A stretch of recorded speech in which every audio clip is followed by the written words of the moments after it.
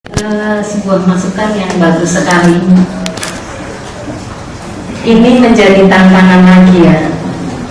Di mana-mana memang itu sebuah tantangan ketika bisa menghadirkan banyak orang pada saat pertemuan AAP, APP, BKSN. Itu menjadi tantangan memang.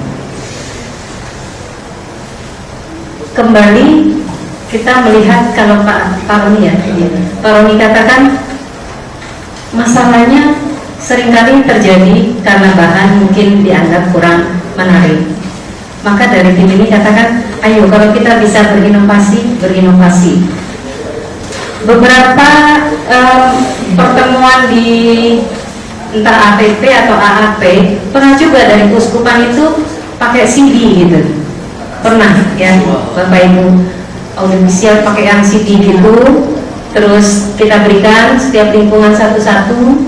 Ketika ada pertemuan lagi, mereka mengatakan bahwa itu kesulitan karena tidak tersedia perangkat alat untuk menayangkannya gitu. Kami catat lagi itu, seperti itu pernah juga terjadi. Tetapi kalau memang itu menjadi sebuah kebutuhan dan ternyata bervariasi nih Mas sekarang ya, ada yang ingin dan ada yang tidak. Mungkin yang akan datang bisa kita berikan dua gitu ya. Silakan yang punya dipakai, yang nggak punya tapi punya cadangannya yaitu kisah-kisah yang tertulis gitu. Mungkin gitu. Ini hanya sebuah catatan. Terus kalau Pak Roni katakan bisa terjadi juga nih. Mereka yang diundang itu nggak datangnya karena siapa sih yang ngasih? Seberapa paham sih dia gitu ya. Ini jangan menjadikan sesuatu yang akhirnya buat para pemandu menjadi down gitu. Karena memang seorang pemandu tidak dituntut untuk menjadi seorang yang lebih pintar dari yang akan hadir di situ, tidak harus. Tetapi paling tidak tahu lebih dulu materi itu daripada yang akan diberitahu gitu. Dan pada saat memandu juga bukan menjadi seorang guru, tetapi menjadi fasilitator yang ada bersama-sama, ikut dalam sebuah proses. Ketika kita tampil menjadi seorang guru, kita tampil menjadi seorang yang kelihatannya lebih hebat dari para peserta. Memang betul, tidak semua orang bisa menerima itu semua, karena bila mungkin kita so tahu. Atau bisa terjadi memang kalau dikatakan kalau Nabi itu tidak diterima di tempatnya sendiri, ini memang bisa terjadi. Tetapi juga menjadi sebuah introspeksi buat kita gitu ya. Jangan terus alasannya Nabi itu tidak diterima di tempatnya sendiri. Ayat kitab suci itu mengatakan itu tidak bisa juga, tetapi buat introspeksi buat kita. Memang menjadi seorang pewarta, menjadi seorang pemandu,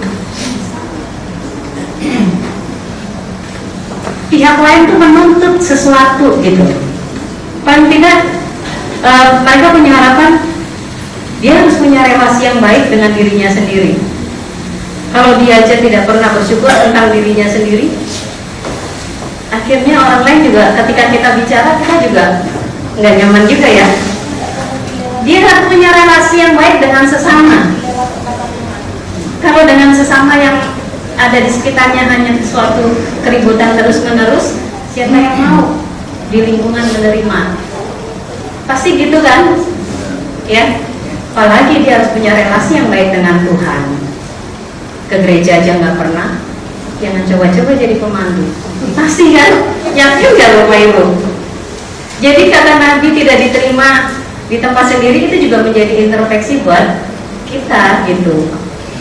Seorang pemandu bukan hanya bisa bicara, ini loh ideal seorang pemandu, saya juga bukan pemandu yang ideal gitu ya. Tetapi ini menjadi bekal kita. Ternyata kita dituntut punya 3 relasi yang baik dengan diri sendiri, dengan sesama dan dengan Tuhan gitu.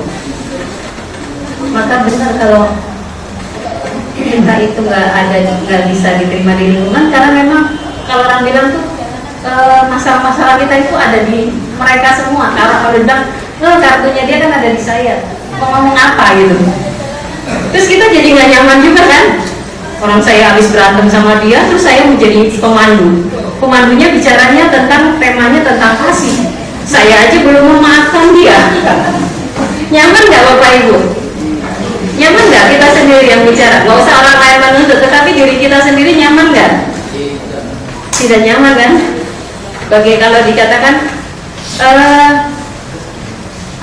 berdamailah dulu dengan saudaramu, baru mau pergi ke gereja. Sama kan dengan gitu ya?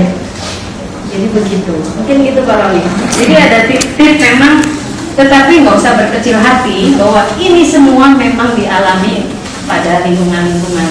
Nanti saya mencoba Romo Yatno, Romo itu untuk mencoba memotivasi umat gitu. Biasanya kalau Romo udah bicara di mimbar, itu banyak juga yang datang. Itu pun kalau dengar ya. Seperti itu. Romonya ini lagi kan umat kita masih ini pastor sentris gitu ya, pastor center gitu. Jadi apa kalau pastor yang bicara, maka mungkin nanti kita pakai pastor-pastor untuk mencoba mensosialisasikan kehadirannya paling tidak. Terus saya juga punya pengalaman di lingkungan saya. Ini ada beberapa dari satu wilayah. Kalau di lingkungan saya sekarang yang hadir bisa di atas 20. Karena pernah sharing, kenapa kalau nggak mau datang? Takut ditanya. Gitu. Langsung ditanya. Makanya Bapak Ibu jangan nanya-nanya. Kasih kebebasan. Siapa yang mau bertanya, bukan kita tanya. Gitu. Jadi karena suka memang kan begitu siapa yang mau berpendapat, terus pada nggak ada yang mau, udah dah. Kita nggak pede lagi nih. Langsung mati gaya nih pemandunya nih.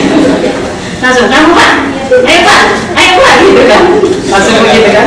Terus itu mati gaya para pemandu yang begitu. Ayo siapa yang mau sharing? Nggak ada yang mau lagi. Ayo dong siapa yang mau? Nggak ada juga, semua bingung. Ayo bener, ibu. Besok dia nggak mau datang lagi. Ternyata begitu. Akhirnya yang dipakai di lingkungan saya itu ada, kalau membaca kitab sucinya berputar satu ayat.